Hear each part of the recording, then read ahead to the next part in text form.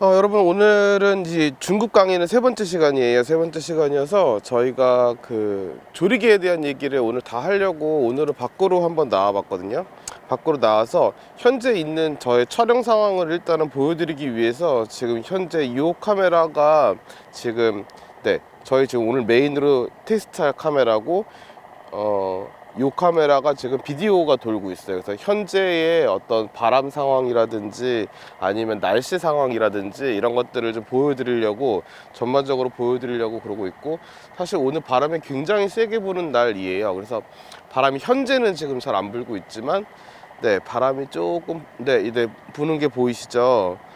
바람이 이렇게 살살 불고 있는 이런 상황이라는 것까지 알고 계시고, 조금 바람이 아주 세지면 느린 셔터 스피드에서 어떻게 변하는지까지도 아마 볼 수 있는 그런 날이 되지 않을까 싶어요. 그래서 그렇게 지금 하고 있고, 일단 현재 지금 세팅을 먼저 설명을 드리면, 지금 요 5D Mark IV가 지금 촬영을 하고 있어요. 그냥 디지털 카메라로서 찍고 있고, 렌즈는 2470 F4 렌즈예요.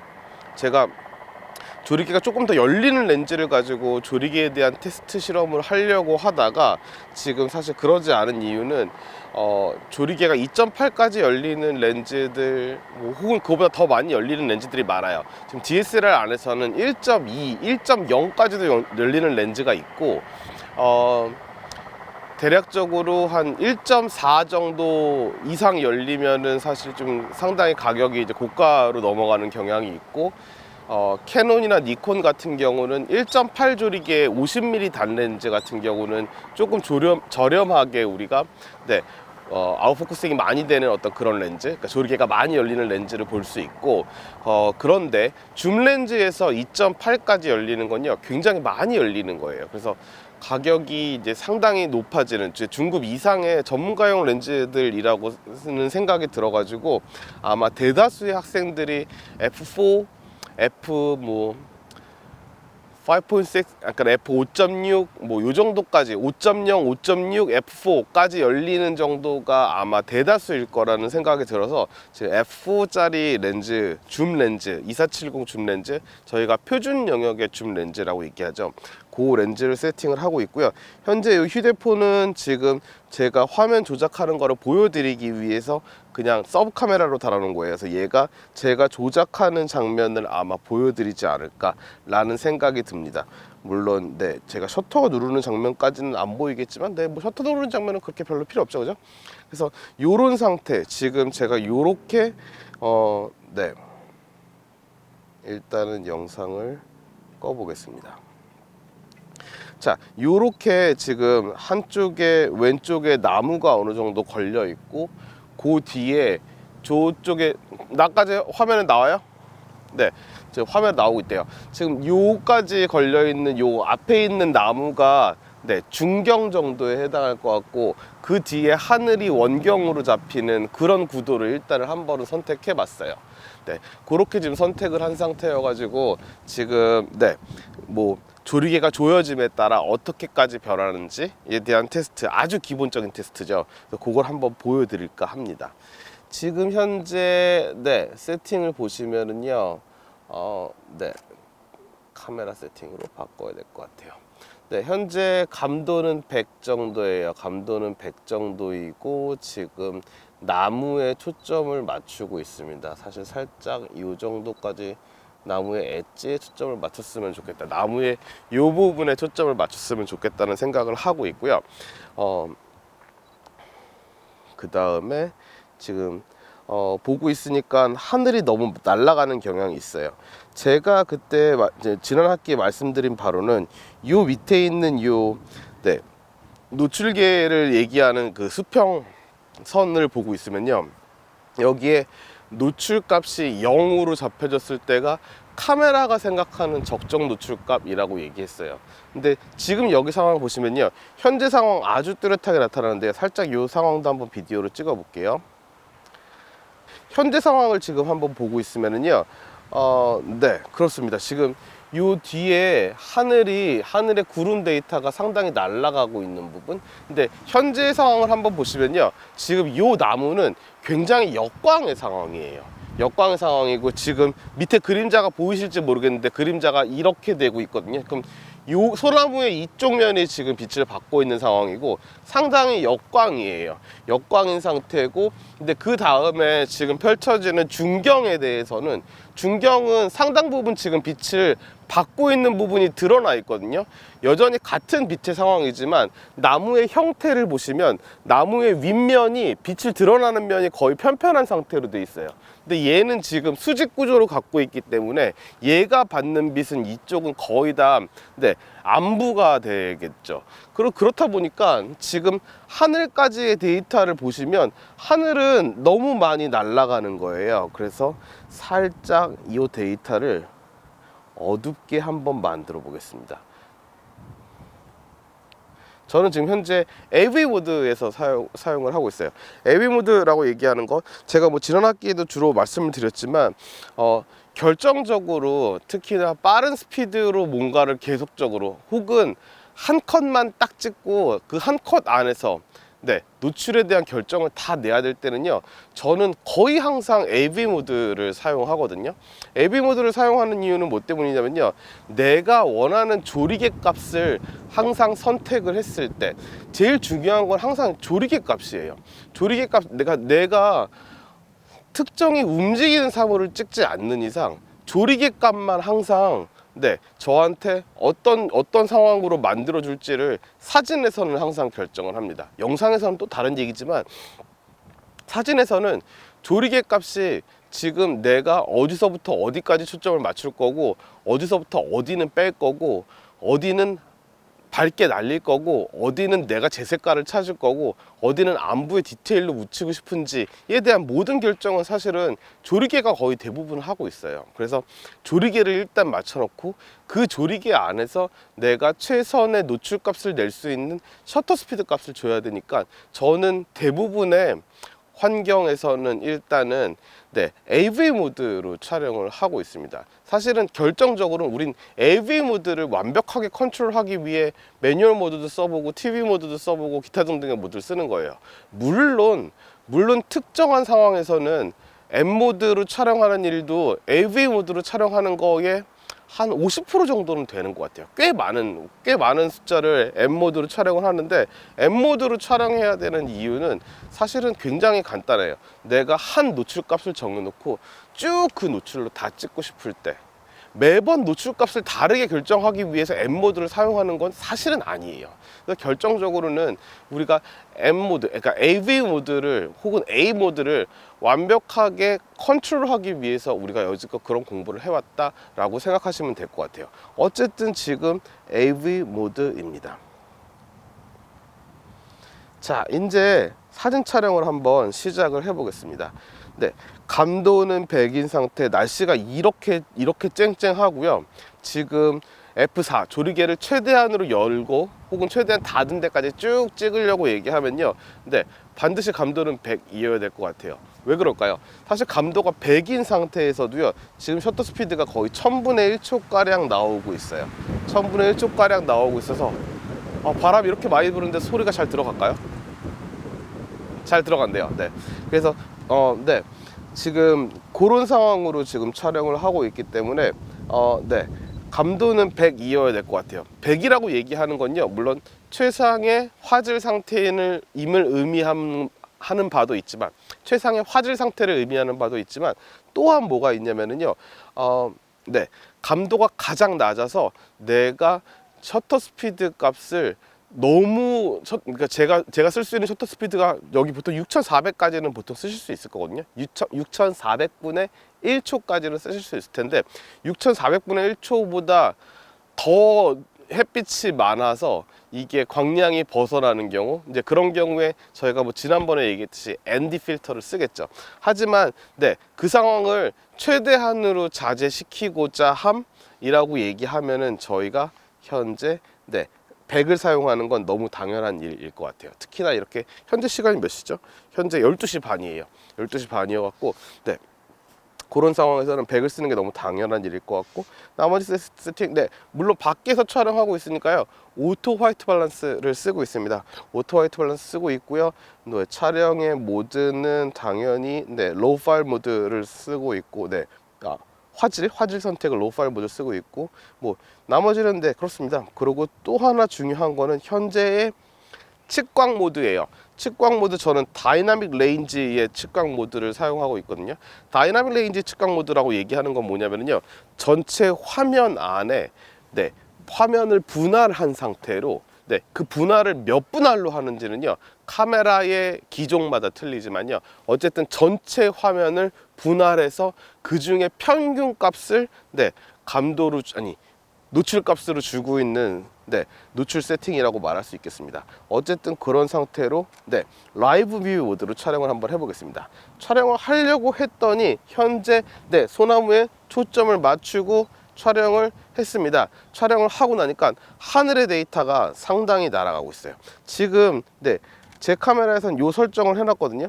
이렇게 까맣게 반짝거리는 부분은요, 데이터가 날아가서 데이터가 0인 상태, 아무런 RGB의 아무 컬러도 지금 없는 상태, RGB의 모든 컬러가 다 0인 때를 얘기하고 있는 거거든요. 그 말, 데이터 값이 없다는 뜻이에요. 데이터가 없다는 뜻은 뭐냐면요, 나중에 포토샵에서 아무리 끌어내려도 색깔이 들어올 수가 없다는 뜻. 물론 우리가 거기다 색깔을 네, 칠할 수는 있어요. 포토샵에서 우리 페인트 툴 같은 걸로 칠할 수 있죠. 하지만 사진적으로 재현되는 색깔은 전혀 없다는 상태. 그러니까 지금 현재 지금 f4.0에 800분의 1초로 촬영을 이렇게 했을 때 네, 이렇게 날아가는 부분이 많으면 하늘에 대한 데이터는 포기하는 거예요. 물론 하늘에 대한 데이터가 필요가 없는 상황이라고 한다면, 뭐 예를 들면은 나무를 눕기를 딴다든지, 뭐 하늘에 다른 합성을 할 거예요 라고 얘기한다면 뭐 현재 상황 괜찮죠. 하지만 지금 사진적인 입장에서는 데이터가 너무 없는 상태가 되기 때문에 우리는 조금 더 네, 어두운 상태가 필요하게 되죠. 네, AV 모드니까 노출값만 내려보겠습니다. 내려서 2단계를 내려서 네, 아까보다는 훨씬 낫지만 지금 2장의 사진을 한번 비교해 볼까요? 이렇게거든요. 제가 요걸로 다시 한번 드리긴 할 건데, 2장의 사진을 비교해 봤을 때 아까보다는 네, 까만 데이터가 줄어들기는 했죠. 줄어들기는 했지만 여전히 지금 하얀 데이터는 되게 많이 남아 있어요. 그래서 조금 더 안부를 낮춰 보겠습니다. 조금 더 줄었죠. 조금 더 줄었지만 여전히 이런 부분들이 남아 있고, 자, 한 번 더 줄여 볼게요. 네, 아주 많이 줄었어요. 구름의 밝은 부분까지만 지금 데이터가 날아가고 있고, 네, 그렇지 이제 나머지 부분은 데이터가 다 들어왔습니다. 역시 파란 하늘에 있는 블루 데이터도 상당히 많이 들어와 있는 상태예요. 자, 조금 더 낮춰 보겠습니다. 네, 이제 아주 작은 점들만 존재하는 거 잠깐 깜빡이는 거 보셨을 것 같아요. 그래서 요렇게 돼 있는 상태, 저는 사실은 한 번 더 낮은 것까지 촬영을 해보겠습니다. 그리고 네, 날아가는 부분이 없는 상태까지 제가 찍고 싶거든요. 자, 요렇게 촬영을 해서 지금 저는 이것들을 가지고 네, 작업실로 들어가서 이제 데이터 작업을 한번 해볼 거예요. 자, 이제 스튜디오로 들어왔습니다. 스튜디오로 들어와서 지금 컴퓨터에서 네, 저희가 찍은 데이터들을 일단 확인을 해 보려고요. 그래서 제가 지금 편 프로그램은 일전에도 한번 말씀드렸다시피 어도비 브릿지라고 하는 프로그램이에요. 네, 기본적으로 사진 혹은 영상 등의 비주얼 데이터를 보여줄 수 있는 미리 보기 형태의 뷰어고요. 뷰어 프로그램인데 어도비사에서 사실은 무료로 제공하고 있는 프로그램입니다. 근데 이 프로그램의 좋은 점은요, 네, 제가 이렇게 미리 보기 화면을 어느 정도 크기로 볼 것인지도 결정을 할 수가 있고, 그리고 요 밑에 보시면 메타데이터라고 해서 네, 뭐 파일의 속성, 파일 이름, 형식, 네, 어떤 프로그램으로 지금 얘를 돌렸는지, 파일의 크기, 전체 픽셀 수, 이거를 DPI 기준으로 했을 때 네, 요런 정도의 인치수가 나올 수 있다는 거, 좀 상당히 큰 파일이죠. 22인치까지 나오고 있으니까요. 꽤 큰 파일입니다. 그리고 네. 네, 방금 말씀드렸던 300dpi에 해당하는 거 8비트로 지금 JPG로 변환했습니다. 사실은 이 사진 데이터를 쓸 것이 아니기 때문에 저는 그냥 8비트로 변환을 했고요. RGB 모드, 어도비 RGB에서 프로파일 결정을 했고, 기타 등등 다른 것들, 사용한 렌즈, 어떤 미리수에서 지금 촬영을 했는지, 지금 현재 조리개 값 이런 것들 자세히 나오고, 또 특히나 우리가 재미있게 볼 만한 것은요, 아주 간단하게도 여기 GPS 값도 나오는 거, 아주 간단하게 이렇게 데이터 값이 정리돼서 나온다는 거예요. 그래서 F4로 800분의 1초로 사용했고, 평균 측광 모드로 감도 100에서 좀 촬영을 했다는 거까지 보여주고 있습니다. 이걸 이렇게 내려서 보여줄게요. 여러분들은 이 아래 보이시겠죠?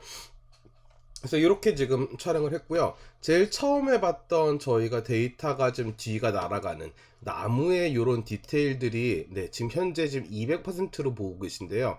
나무의 디테일들이 상당히 잘 보이기는 하나, 지금 하늘의 디테일들이 지금 이렇게 볼게요.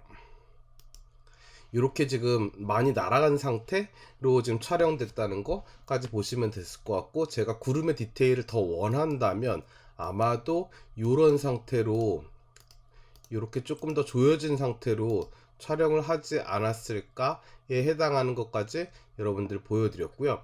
그리고 조리개가 점점 조여지는 부분에 대한 것들을 얘기를 해보겠습니다. 지금 계속 봤더니 계속 F4.0에서 촬영하고 있어요. 4.0에서 촬영을 하고 있는데, 지금 제가 이렇게까지 어둡게 하늘의 데이터를 다 찾은 상태로 여러분들 이런 식으로 촬영을 조금 권해드리긴 했었고, 그리고 요걸 요렇게 만들었을 때가 제 생각에는 가장 이상적인, 요렇게군요. 요렇게 만들었을 때가 가장 이상적인 데이터였다는 것까지 말씀을 드렸습니다.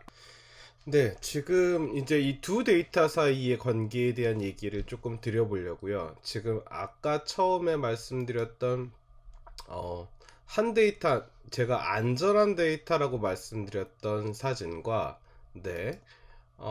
제일 처음에 촬영했던 사진이에요. 약간 카메라가 얘기해주는 적정 노출로 촬영된 사진. 지금 보면요, 이렇게 작업을 하기 전에는 지금 요 사진이 안부의 디테일도 다 살아있고, 여기 구름도 어느 정도 보이고, 자, 이러니까 노출 값을 좀 줄이고, 어두운 데를 좀 살리면, 괜찮은 사진이 되지 않을까라는 생각이 들긴 하지만, 밝은 영역을 다 줄여도 지금 이 부분들의 데이터는 살아나질 않아요. 이 부분들의 데이터는 지금 살아나질 않거든요. 지금 보기에는 그럴싸해 보이는 사진이지만, 물론 이렇게 해서 심지어는 노출값까지 맞춘다면 디테일들, 안부 디테일, 밝은 디테일 모든 게 다 살아있고, 톤도 굉장히 풍성하며 그럼 괜찮은 사진이에요. 그런데 지금 이 안전하다고 제가 얘기했던 사진을 작업을 해본다고 하면은 노출 자체를 낮췄을 때 아주 낮췄을 때 이 안에 있는 디테일도 전부 다 살아있는 상태입니다. 여기에 다시 밝은 데 디테일을 찾아준다면 여기까지는 내리지 않겠죠. 밝은 영역을 내려서 이 부분들을 찾아주고, 어두운 데를 찾아주고, 다시 노출값을 살짝 올려준다고 하면은 아까의 사진보다 훨씬 더 풍성한 톤의 사진들을 조금 더 작업을 해볼게요. 훨씬 더 풍성한 톤의 사진을 똑같은 데이터, 물론 비슷하다고 느끼시는 분들도 있으실 것 같긴 하거든요. 비슷하다고 느끼시는 분들도 있긴 하겠지만, 물론 구름의 위치나 기타 등등 다른 조건들 때문에 바뀌는 것들에 대해서는 제가 따로 얘기하지는 않겠습니다만, 어쨌든 톤에 대한 관점으로만 본다면 훨씬 더 풍성한 데이터, 얘에 비해서 훨씬 더 풍성한 데이터, 특히나 이 구름들을 보시면은 훨씬 더 풍성한 데이터를 얻으실 수 있는 거. 그래서 저는 정확한 본인이 원하는 정확한 노출값을 딱 한 번에 캐치, 혹은 두세 번의 컷에 캐치할 수 없다면 저는 어두운 쪽을 선택해서 나중에 후반 작업으로 일을 커버하시라 라고 말씀을 드리고 싶은 것 같아요. 그래서 안부에 있는 디테일은요, 사실 생각보다 되게 많은 관용도를 가지고 있습니다. 하지만 이 밝은 부분에 대한 데이터들은 지금 저희가 나중에 이미 없어진 데이터를 찾을래야 찾을 수 없는 상태가 된다는 거. 그래서 촬영 시에는 반드시 저는 어두운 쪽, 지금 사실은 이렇게 작업을 했더니 채도도 살짝 위에 것이 떨어지는 거, 처음에 촬영한 것이 떨어지는 거 볼 수가 있고, 훨씬 더 지금 채도나 색감들이 훨씬 더 빵빵하게 차 있죠. 이런 상황에서 작업하기가 훨씬 더 수월하다는 거까지 말씀을 드릴게요. 그래서 가급적이면 디지털 안에서는 필름일 때는 사실은 필름의 가지수마다 조금씩 다른 것들이 있거든요. 어떤 필름에서는 안부 디테일이 더 많이 살아있고, 어떤 사진에서는 지금 빛을 받는 쪽이 훨씬 더 디테일이 많이 살아있고 뭐 이런 필름들이 있는데, 디지털에서는 명부에서 지금 잃어버린 데이터는 후반에 다시 찾을 수가 없다는 거. 그래서 명부에 대한 데이터가 날아가지 않도록 촬영하시는 게 조금 더 유리하실 수 있다라고 말씀을 드린 거예요. 물론 이 안부도요, 너무 많이 묻혀서 완전 블랙으로 먹으로 떨어진다 하면 찾을 수가 없어요. 그래서 이 컨트라스트가 굉장히 심한 사진들을 촬영할 때는 이런저런 주의를 다시 해야겠지만, 어쨌든 둘 중에 하나 선택을 해야 된다면 전 명부의 데이터가 날아가지 않는 쪽을 안부의 데이터가 날아가는 것보다 더 선호하고 있다는 것까지 말씀드리겠습니다.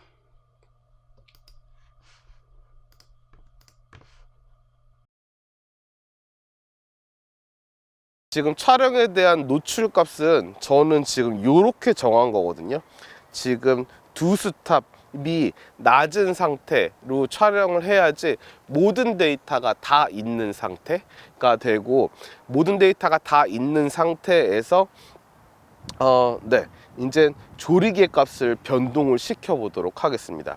그래서 지금 두 스탑 아래인 두 스탑 아래인 상황, 저는 사실은 실제 촬영은요 이렇게 두 스탑 아래인 상황까지는 쓰지 않아요. 왜냐하면요, 저희가 나중에 작업실로 가서 이 파일들을 컨버팅 하면서 우리 다시 한번 말씀을 드리겠지만, 안부에 대한 디테일이 어디까지 살아있을지에 대한 것들이 그 다음 또 다시 우리를 괴롭히거든요. 그래서 그 상황들까지 가기 전에 일단은 저희는 요렇게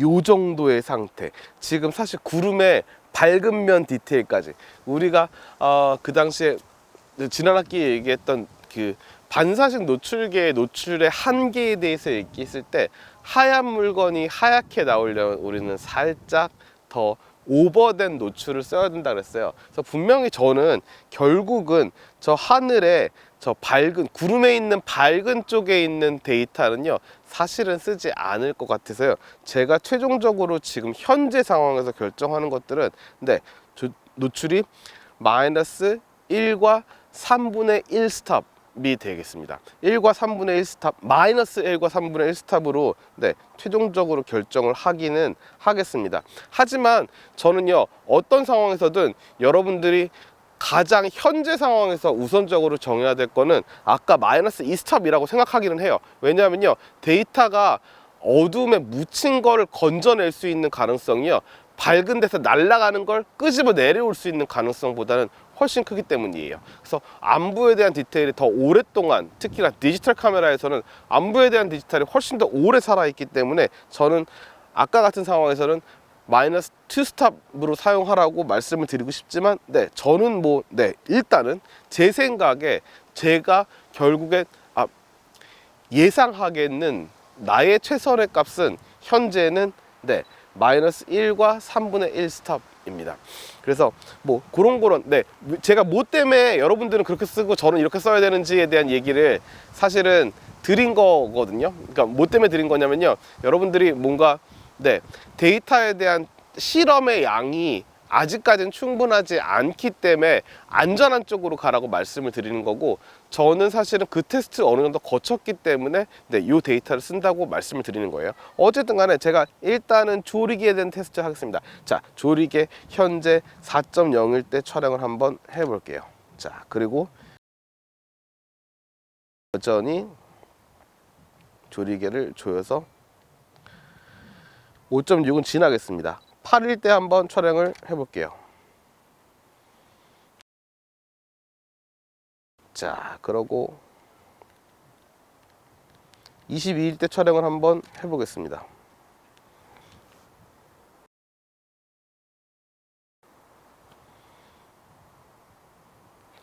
자, 요렇게, 자,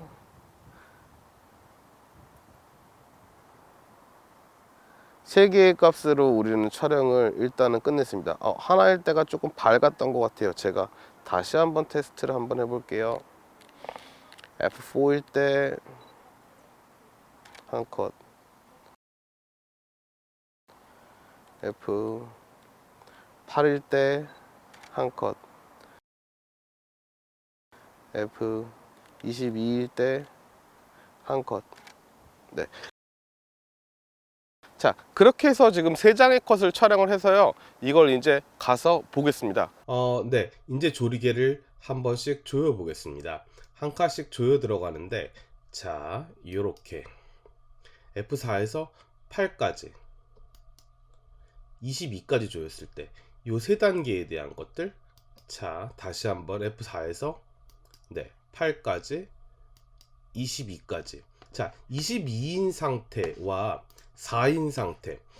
일단은 기본적으로 초점이 여기 맞아 있어서 요런 지금 나무의 디테일들이 전부 다 살아있는 상태가 됐습니다. 됐고, 요런 지금 나뭇가지들도 다 잘 보이는 상태. 실제로 데이터를 한번 확대를 해보면,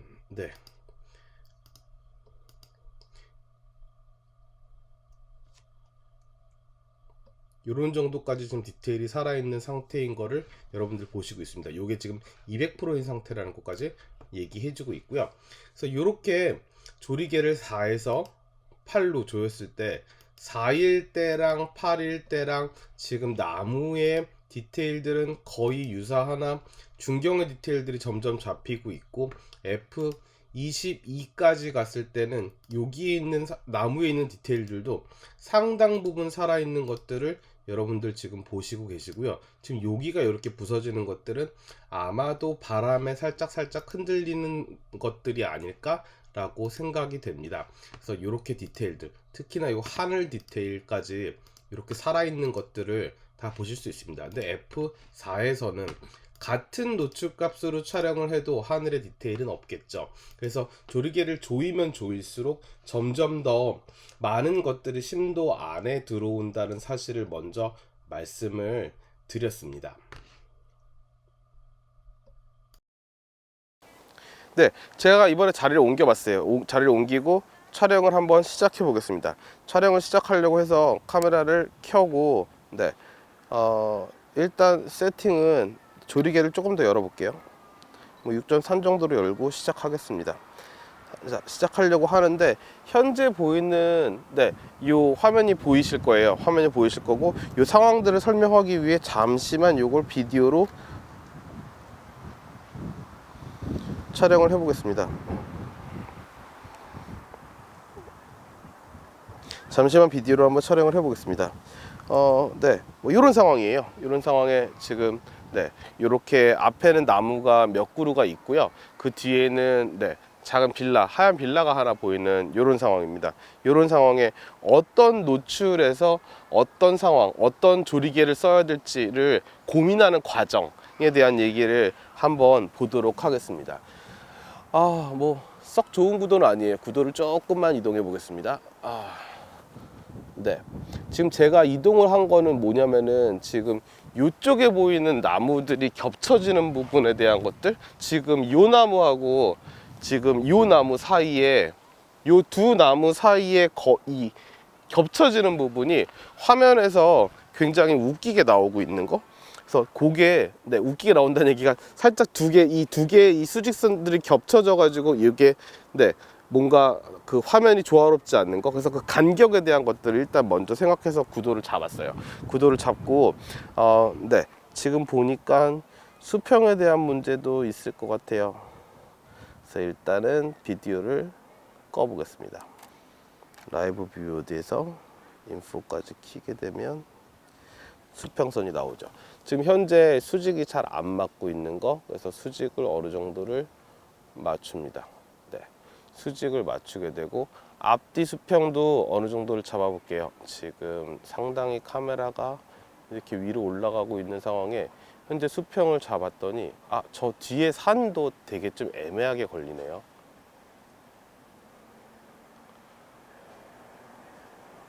사실은 이렇게 돼야지 지금 현재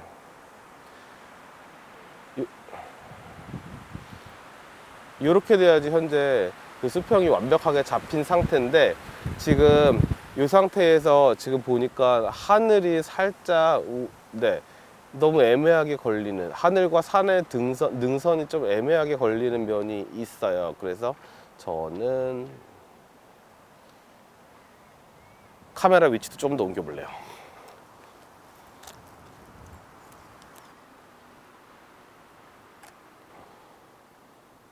네, 다시 한번 수평을 잡고 네, 앞뒤 수평도 잡습니다.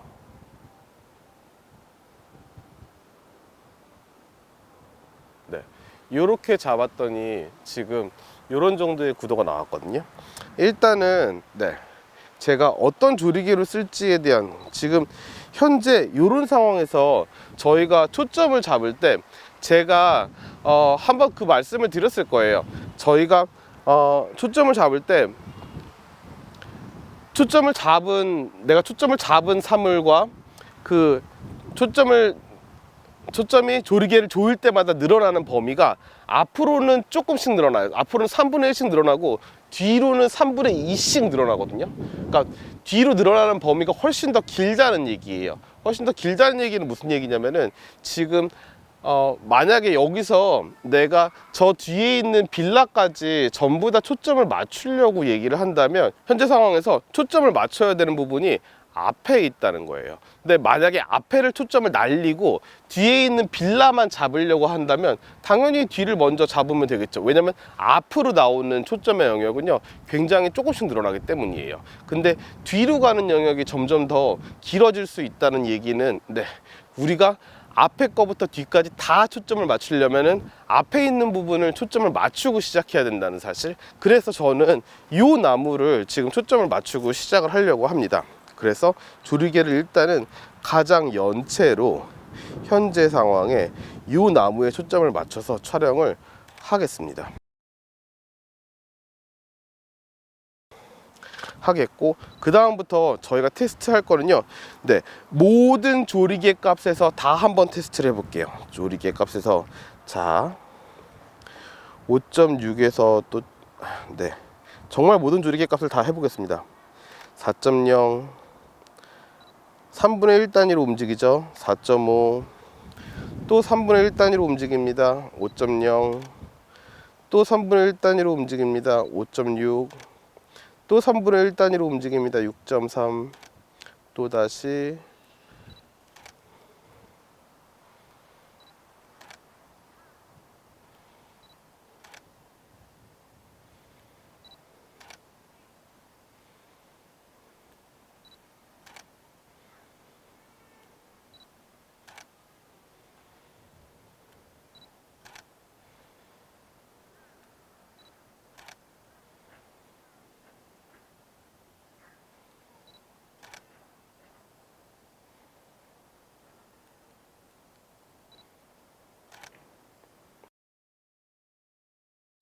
자, 이렇게 하고 촬영을 했는데, 저희가 피사계 심도가 가장 깊은, 모든 것이 다 인포커스 된 어떤 그런 상태로 촬영을 하려면은 조리개 값이 22까지 가장 조인 상태로 가야지 된다고 했는데, 저희가 일단 그렇다고 얘기하면은, 자, 요 나무의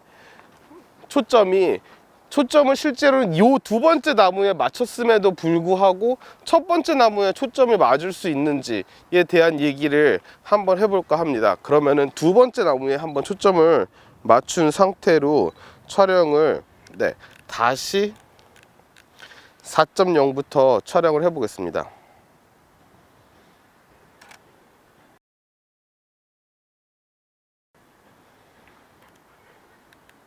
이번에는 조금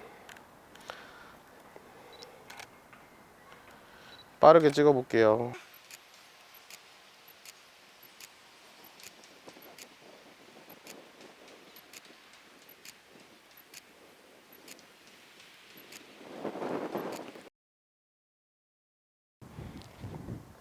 이제 여기서 어떤 결과가 나오는지를 우리가 테스트를 한번 해보도록 하고요. 그 다음에는 아예 원경에 초점을 한번 맞춰 볼게요. 그건 22일 때 하나만 찍겠습니다. 22일 때 아예 원경 저 집에다 초점을 맞춘 상태로 촬영을 한 컷을 해보겠습니다.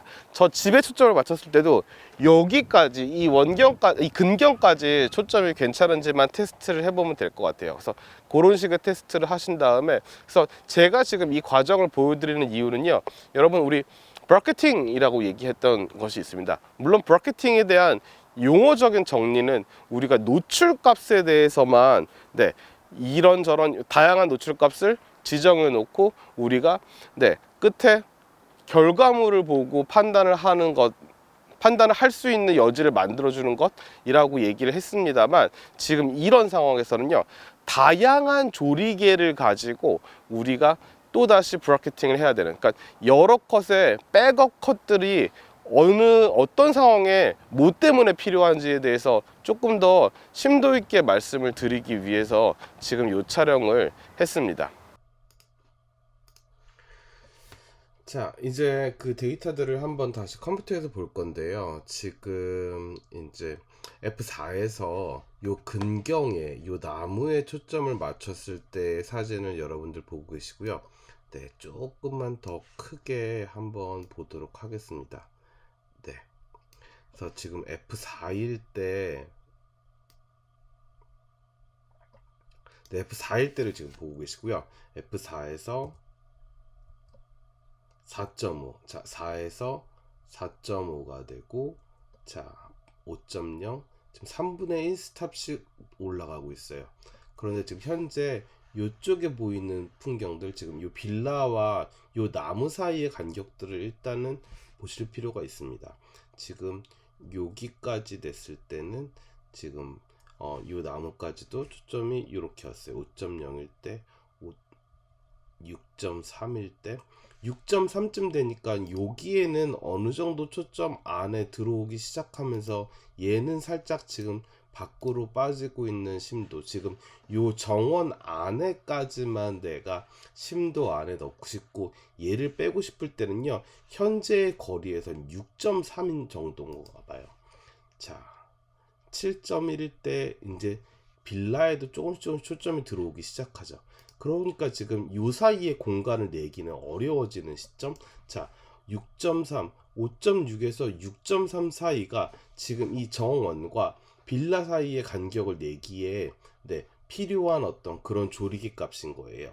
그래서 요 사이 간격들 저희가 이제 어느 정도 감이 생긴다면 이 정도에서 아마도 자 5.0, 5.6, 6.3 정도, 아마 저였다면 조금 더 안전하게 하기 위해서 5.0, 5.0, 5.6, 6.3, 7.1 정도까지 촬영을 했을 것 같거든요. 그러면 그 사이에 이 5.0이 걸리는 상태, 이 사이를 한번 저는 만약에 이 공간을 떼고 요 두 사이 공간을 떼고 싶었다면 그 정도에서 멈춰야 되는 거죠.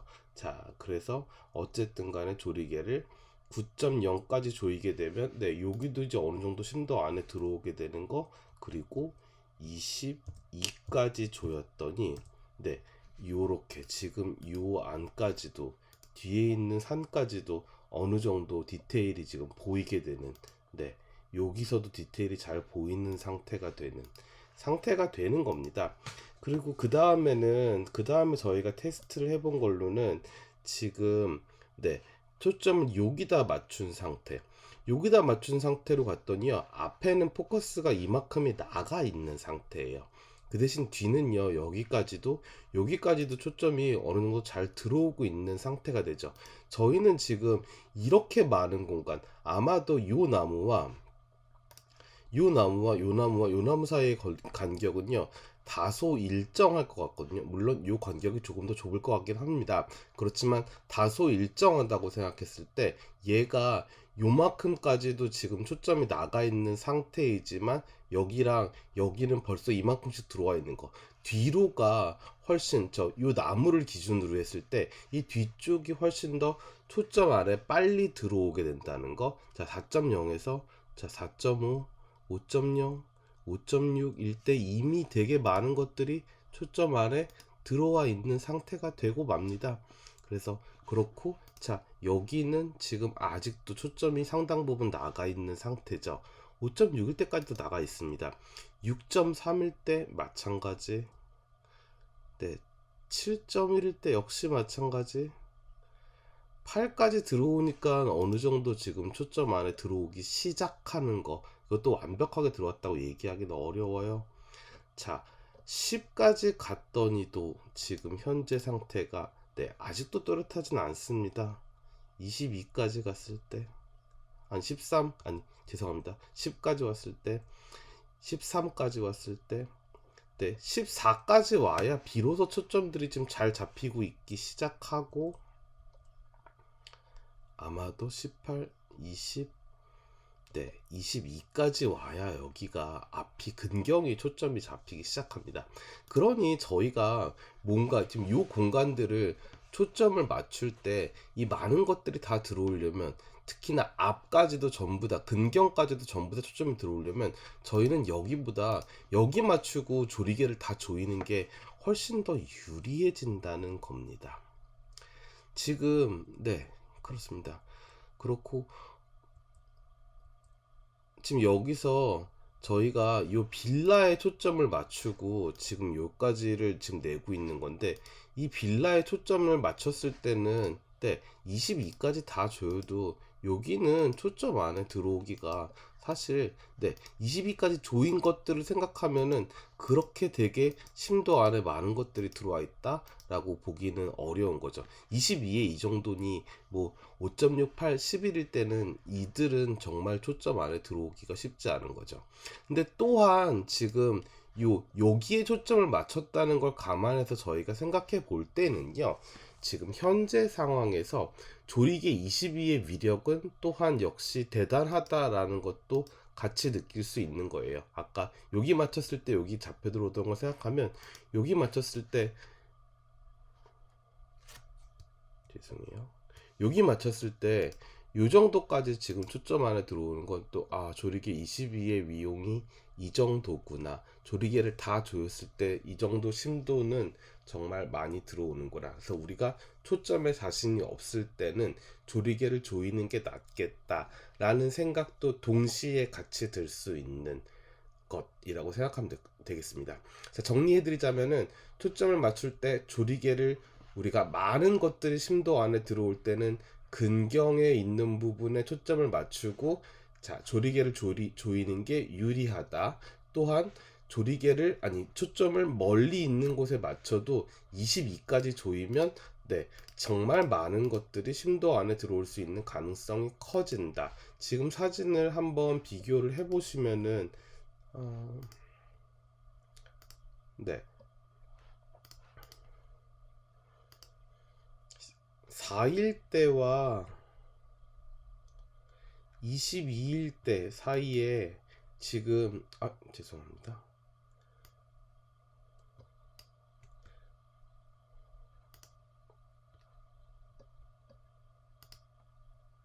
네, 4일 때,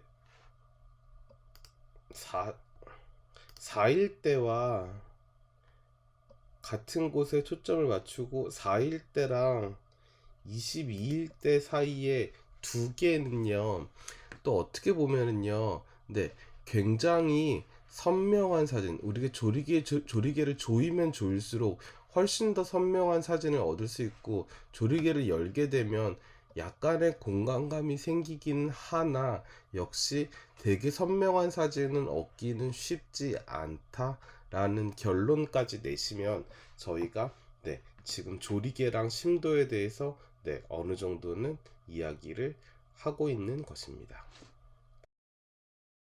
이번에는 지금 그래서 요 공원에서요 가장 좋은 뷰를 하나 촬영을 한번 해볼까 합니다.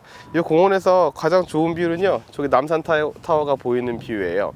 남산 타워가 보이는 뷰에서 우리는 이 근경부터 원경까지 다 같이 걸리는 이런 상황에서 지금 어떻게 구도를 잡고 촬영을 해야 아주 이상적인지. 그러니까 제가 사실은 결국은 요 컷을 제일 마지막으로 찍는 이유, 요런 것들을 가지고 다시 이제 인물 사진에 대한 편도 한번 가볼 거거든요. 인물 사진에 대한 편도 가볼 건데 지금 요 상황에서 가장 중요한 부분은 사실은 무엇이냐면 우리가 대부분이 이 사진을 찍을 때 아웃포커싱이 아주 많이 되는 사진들을 굉장히들 선호하시는 경향이 있어요. 근데 특히나 풍경 사진에서는 아주 특정한 상황을 제외하고는 아주 많이 조인 조리개가 필요할 경우가 훨씬 더 많다는 거. 그래서 이 플랫한 어떤 그런 형태와 수많은 디테일들을 갖는 어떤 그런 형태에 대한 것들을 말씀을 한번 드리려고 해요. 그래서 구도를 조금만 더 바꿔 보겠습니다. 구도를 조금만 더 바꿀 건데요. 여러분, 제가 구도를 살짝 바꿔왔는데요. 뭐 아주 교과서적인 구도를 만들어 보려고 했습니다. 뭐 좋은 구도일지 아닌지는 잘 모르겠어요. 사실 이제 좋은 구도에 대한 어떤 그런 것들이 뭐 시대에 따라서도 되게 다르고 뭐 사실은 여러분들 개개인별로도 느끼는 바가 되게 다르기 때문에 그거에 대해서는 얘기하지 않겠지만 지금 아까 보이는 그 구도보다는 근경에 대한 것들을 만들어 주고 싶어서 지금 자리를 조금 옮겨 봤습니다. 그래서 지금 화면에 보이시는 요 지금 비디오인 상태가 제가 지금 촬영할 상태라고 생각해 주시면 되고요. 비디오를 한번 꺼 볼게요.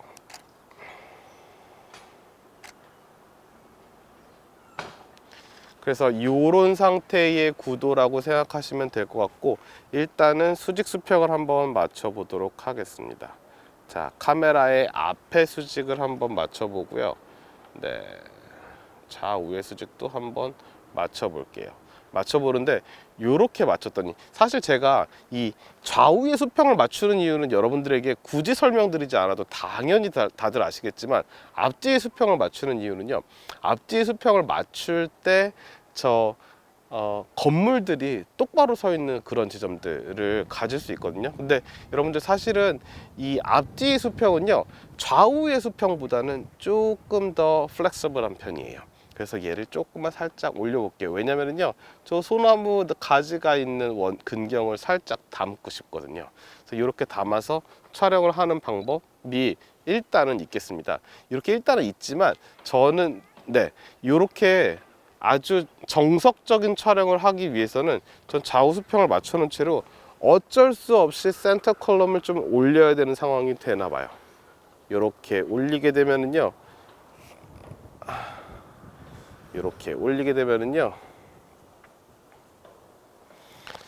자,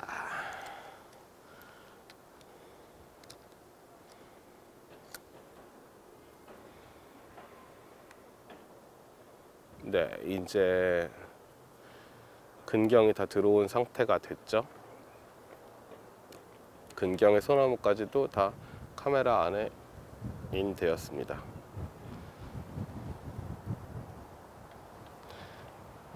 인되었습니다.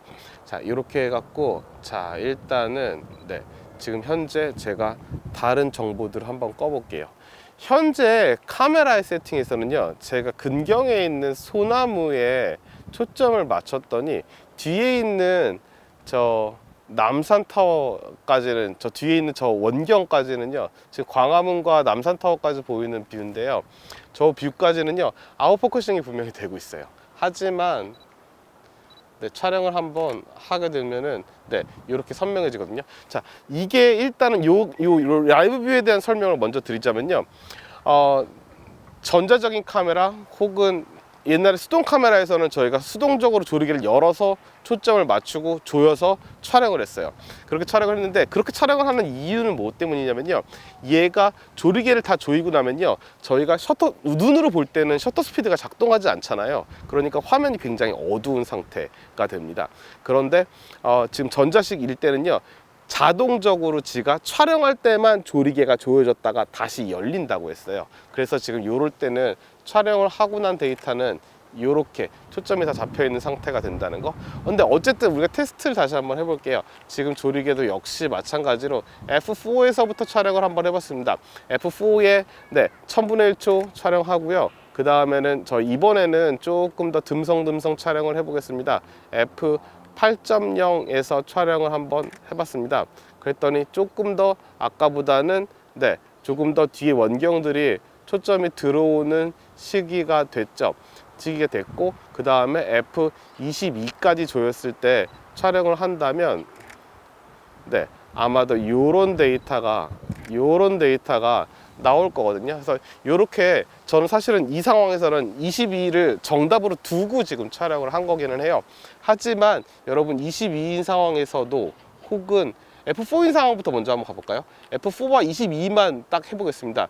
근데 초점을 여기다 맞추고 촬영을 한다면은요, 지금 앞에 있는 근경에는 지금 이게 F4로 맞추고 초점 뒤에 맞춘 게요, 아까 앞에 근경에다가 초점을 맞춘 상태로 조리개를 다 조인 상태보다는요, 뒤에 원경이 훨씬 더 또렷하긴 할 거예요. 훨씬 더 또렷하긴 하나, 지금 요렇게 22까지 조였을 때 역시 근경이 아까보다는 훨씬 더 초점 영역 안에 들어오고 있기는 하나, 지금 저희가 앞에 초점을 맞추고 조리개를 22까지 조였을 때보다는 또 다른 이미지가 펼쳐질 거거든요. 그래서 그거에 대한 비교까지 스튜디오에서 계속 이어가도록 하겠습니다. 네, 이번에는 아까 이 빌라와는 훨씬 더 거리 차이가 많이 나는 곳이에요. 지금 아주 근경에 있는 소나무 가지와 지금 남산타워까지의 거리. 지금 여기는 부암동이에요. 부암동이고, 여기는 지금 여러분 잘 아시는 남산까지의 거리거든요. 그러니까 아주 먼 거리. 얼마나 될까요? 한 15km, 20km는 될 만한 거리예요. 근데 요 거리 사이에서 지금 F4로 초점을 지금 맞춰놓고, 근경에 초점을 맞춰놓고 촬영을 한 거, 그리고 F8로 맞춰놓고 촬영했을 때 4와 8 차이의 결과들은 많이 예상하셨을 것 같고, 여기에 22까지 조이면은 지금 4랑 22 사이에 이만큼이나 땡겨 들어오게 됩니다.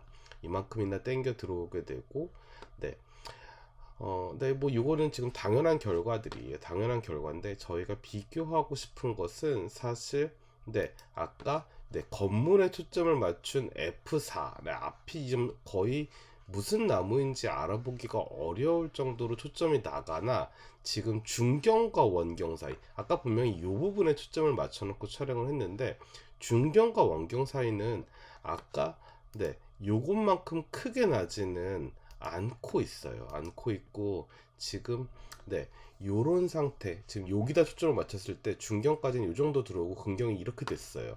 그리고 F22까지 조이니까 그래도 많은 것들이 들어오죠. 그러면은 요 정도까지 거리가 날 때는 원경, 중경, 근경 중에 저라면은 이 중경쯤에 초점을 맞춘 상태로 조리개를 22까지 조인다면, 지금 이 모든 것들이 가장 이상적으로 아주 많은 디테일들이 다 살아있는 이미지를 아마도 얻을 수 있을 것이라는 거. 그래서 초점을 맞출 때 이 공간에 대한 가늠과, 공간이 어느 정도 거리감을 갖는지, 그리고 나는 얼마나 많은 것들을 심도 안에 넣을지는 사실은 많은 연습이 필요하긴 하지만, 사실 예상 가능한 범위 안에 있고, 사실은 어떻게 보면은 아웃포커싱을 내는 것보다 훨씬 더 조금 고차원적인 방법, 그래서 많은 것들을 다 인포커싱 시키는 것이 사실은 저희끼리는 훨씬 더 조금 뭔가 어드마이어 할 만한 그런 사진들이라는 생각이 들고 있습니다. 그래서 여러분들께 이런 방법에 대한 소개를 드렸어요. 그래서 초급반에서는 어떻게 하면 심도를 낼지, 어떻게 하면 심도를 나지 않게 하는지에 대한 아주 간단한 것들을 드렸다면, 지금은 이제 많은 사례를 드려가지고 이렇게 보고 있고요. 다음 시간에는 이 조리개에 대한 얘기를 조금 더 해보려고 하는데요. 이제 아웃포커싱을 내는 방법, 지금 아웃포커싱을 안 내는 방법에 대해서 조금 설명을 드렸다면, 이제 많은 아웃포커싱을 내기 위한 방법들을 다음 주에 계속 설명하도록 하겠습니다. 수고하셨습니다.